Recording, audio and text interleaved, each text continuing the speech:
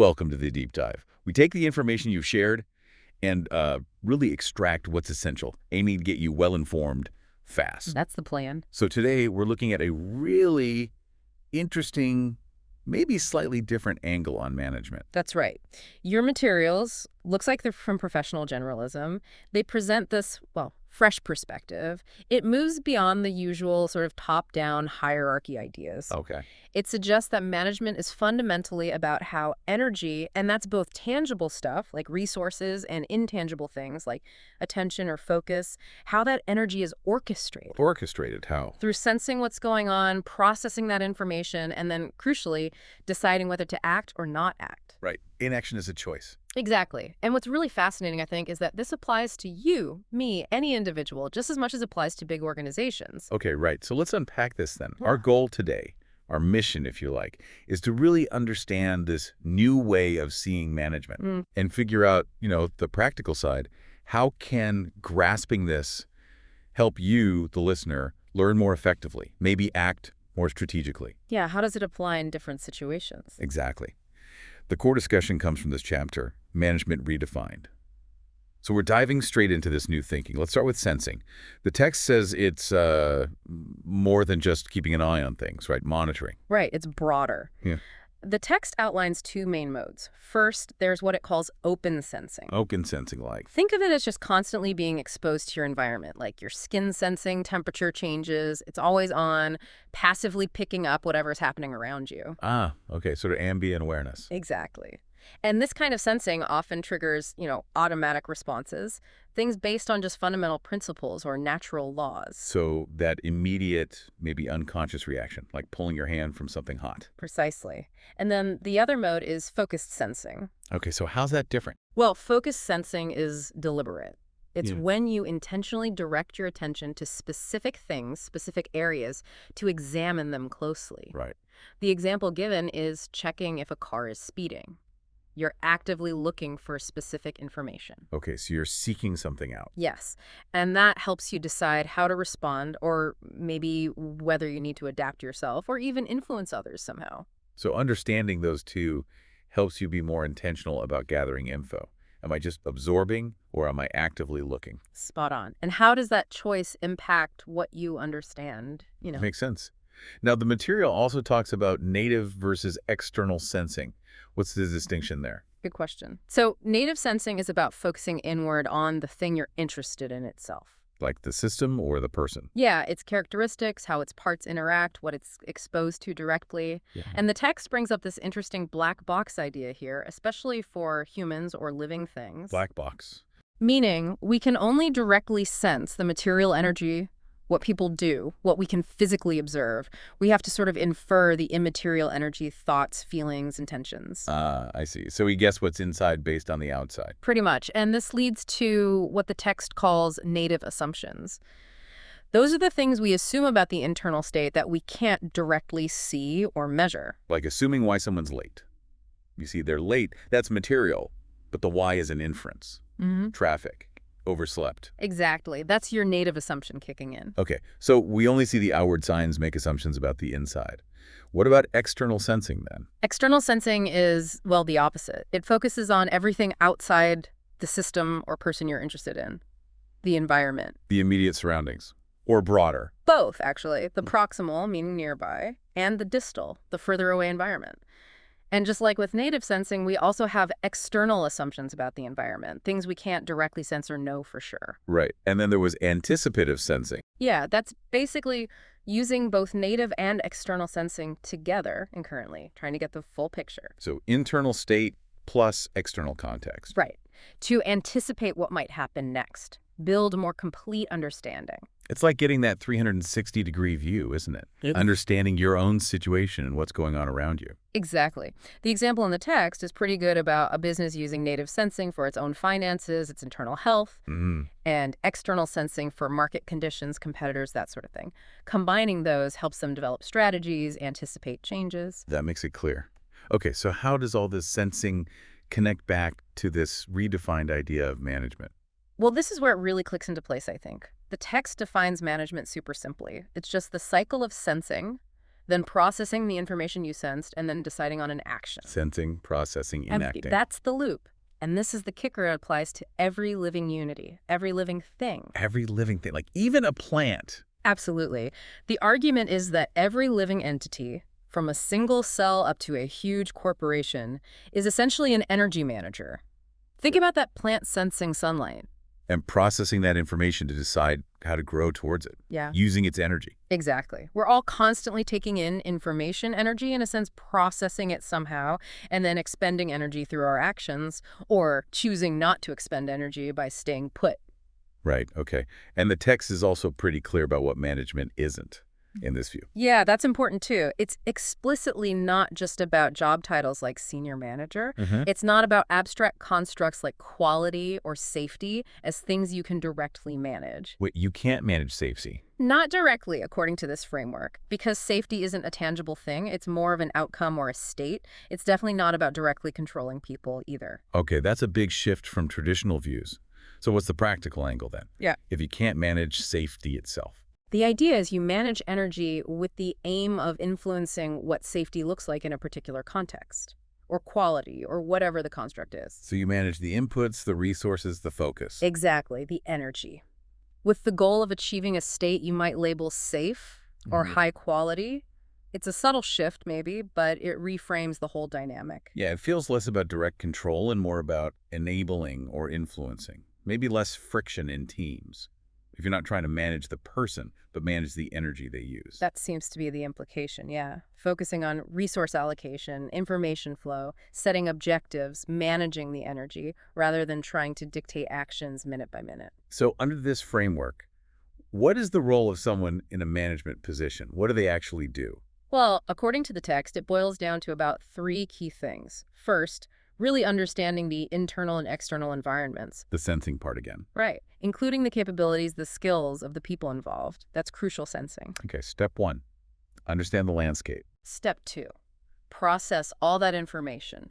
And this involves considering the various objectives or goals. The text has these acronyms. Ah, yes, the EADO, ETO, and IADO. Exactly. Explicitly agreed and defined objectives, explicitly expected and trusted objectives, and implicitly assumed and trusted objectives. You process information in light of those. Okay, so understanding, then processing against goals. What's the third part? The third part is distributing the available energy. Energy meaning. Resources like budget or tools, information, guidance, attention, distributing that energy effectively to the people involved so they can actually achieve those objectives. So things like allocating budget, defining what success looks like, directing people's focus, assigning tasks, that's all managing energy. Under this definition, yes. You're directing or allocating the energy needed to get things done.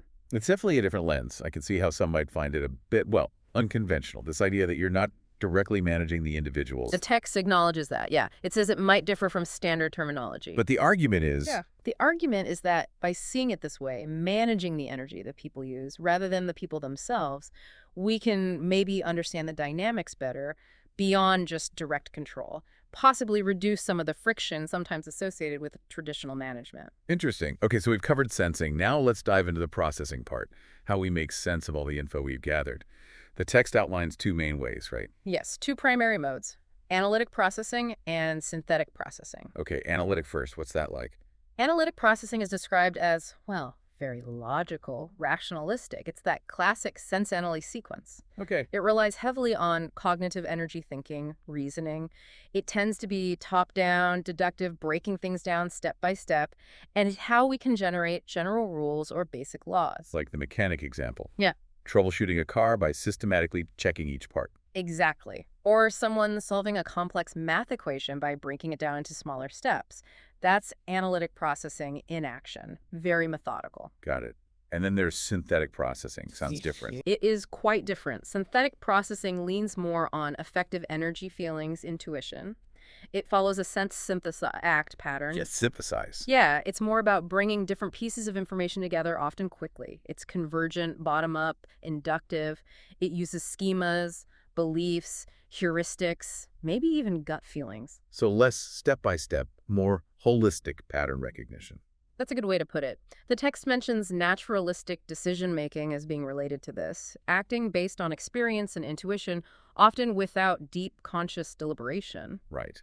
And it makes that interesting note about terminology, pointing out that calling synthetic naturalistic doesn't mean analytic is unnatural. Correct. Just different modes. And it links synthetic processing to System 2 and analytic to System 1. Now, hang on, isn't that usually the other way around? Kahneman System 1 is fast intuitive, System 2 is slow deliberate. Ah, yes. That's a really crucial point the text makes and potentially confusing if you know the standard usage.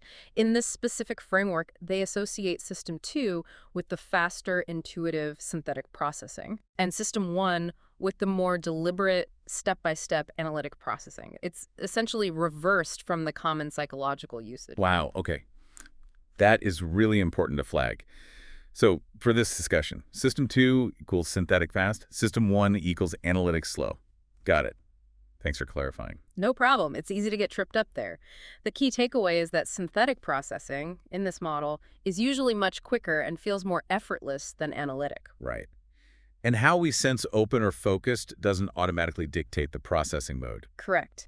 The text says the processing mode isn't directly determined by the sensing mode. You could be intently focused on something specific, Focus, sense it. but still process the information synthetically, maybe based on a gut feeling or past experience. That makes sense. And the text also mentions stress, right? How that affects processing. Yes, it points out that stress or high pressure can push us towards synthetic processing. We rely more on those faster, perhaps more intuitive responses, less on careful step-by-step analysis when the heat is on.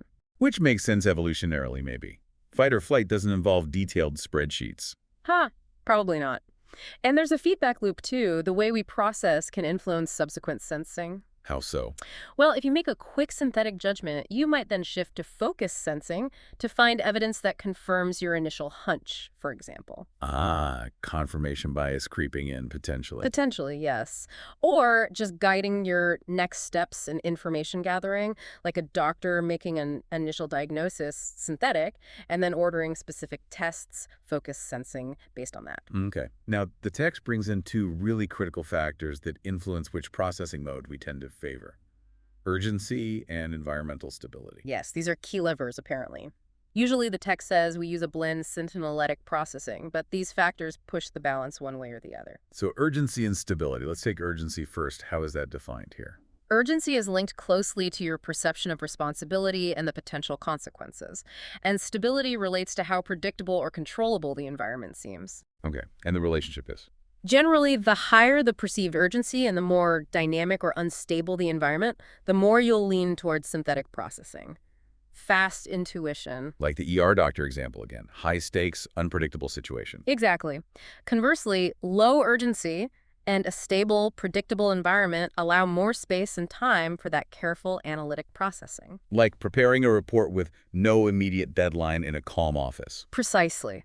The text breaks urgency down further, though. It's not just about deadlines. Right. What are the components? It says urgency is a function of three things. First, the anticipated effects on the overall energy state, basically the well-being of yourself or others you care about. So the potential impact. High impact equals higher urgency. Generally, yes.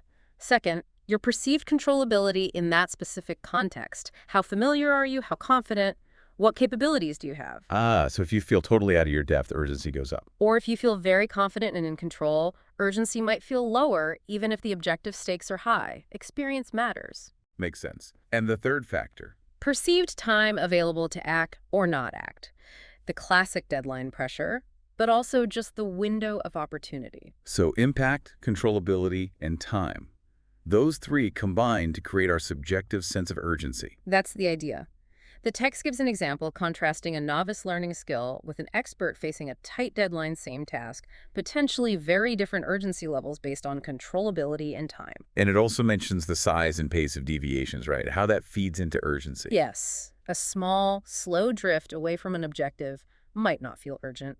A large, sudden deviation, much more likely to spike the urgency meter.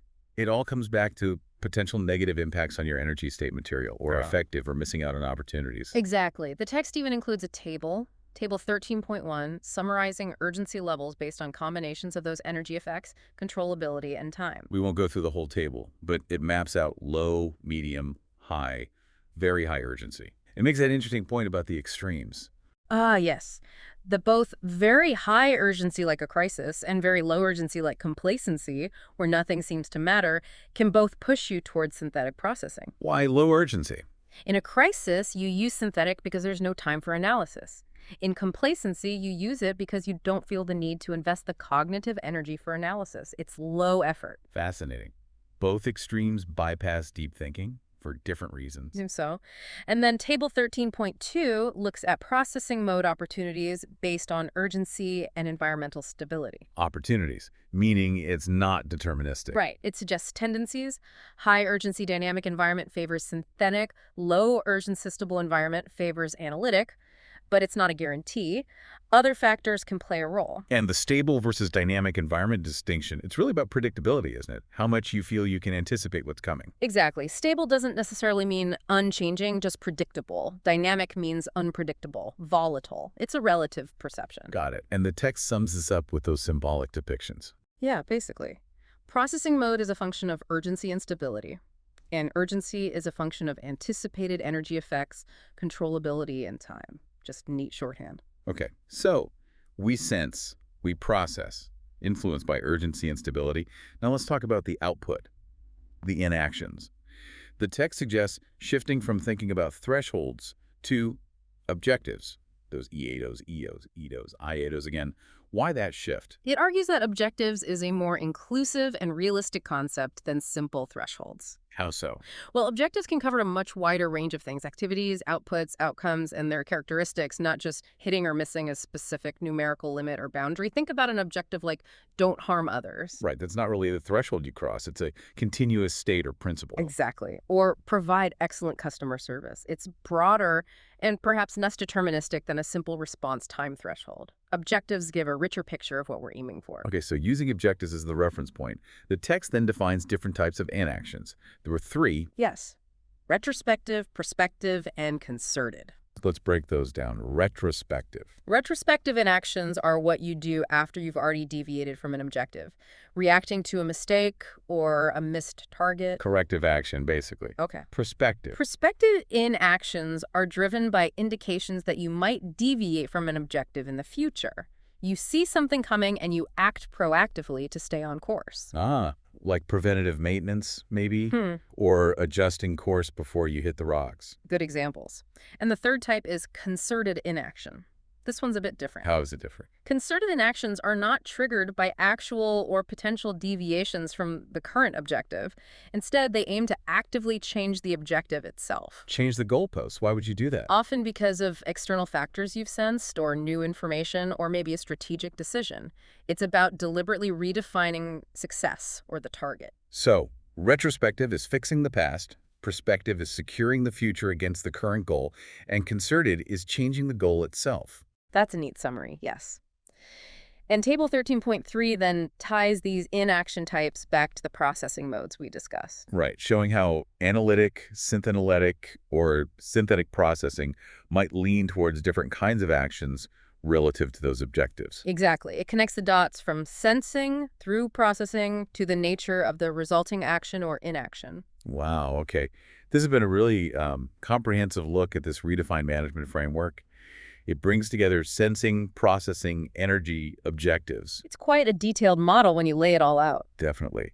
So let's try to bring it back to you, our listener. What are the key reflections or actions the text suggests we take away from all this? Yeah, the text offers some really practical takeaways. It summarizes the core reflections. First, thinking of management as energy orchestration, the critical role of sensing and processing, that balance of urgency and stability. Right, the big ideas. But then it gets quite direct, addressing you with actionable insights. Like what? What should listeners be thinking about? Things like consciously strengthening your sensing capabilities. How do you gather information? Are you just passively receiving or actively seeking? Open sensing versus focused. Native versus external. Good question. And prioritizing urgency thoughtfully. Yes. Is the urgency real, based on impact, control, time? Or is it just perceived pressure, maybe self-imposed stress? Making that distinction is huge. I could see that. Think about times maybe when, you felt rushed with your gut synthetic processing, when maybe stepping back for some analytic thought would have been better, or vice versa. Absolutely. It also pushes you to think about optimizing your energy processing? Yeah. How do you evaluate information? Are you aware of whether you're leaning analytic or synthetic? And is that appropriate for the situation? And evaluating your inaction choices, too. Right. When is inaction actually the better choice? Sometimes doing nothing, conserving energy, maintaining stability is the most strategic move. That's counterintuitive sometimes, isn't it? The bias for action. Very much so. Other takeaways include balancing immediate needs versus long-term goals in how you invest your energy. Short-term wins versus sustainable progress. Exactly. And promoting transparency around urgency.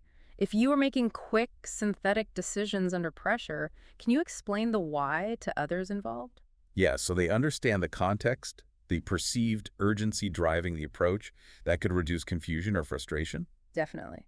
The overall message is that by understanding and consciously applying these principles, sensing, processing, energy management, objective, you can become more effective, more adaptable, and ultimately make better informed decisions. Whether you're leading a team or just managing your own lives and projects. Absolutely. It's about increasing your awareness of these underlying dynamics, how you take in information, how you make sense of it, how you choose to respond or not respond, recognizing the energy flows in every situation. So wrapping up this deep dive, we've really explored management not as control, but as this fundamental cycle. Sensing, processing, and inaction, all tied together by the flow and allocation of energy. We looked at the different modes of sensing: open, focused, native, external, and the two key processing modes, analytic and synthetic, remembering that reverse system 12 linkage. Right. And how urgency and environmental stability heavily influence which processing mode we tend to use. And finally, how framing our actions around broader objectives rather than just thresholds gives us a richer understanding of retrospective, prospective, and concerted actions. So it's a lot to take in, but hopefully this gives you, the listener, a valuable shortcut to understanding these complex ideas and dynamics. That's the aim, to make you well-informed quickly on these potentially powerful concepts. So here's a final thought for you to mull over. Think about a recent situation where maybe you felt overwhelmed, too much information, maybe too much pressure, feeling rushed. How might consciously thinking about your sensing modes, your processing style analytic versus synthetic, and the real versus perceived urgency, how might that have changed your approach, or maybe even the outcome? That's a great reflective question. What kind of energy manager are you in those moments, and how could you perhaps become a more effective one?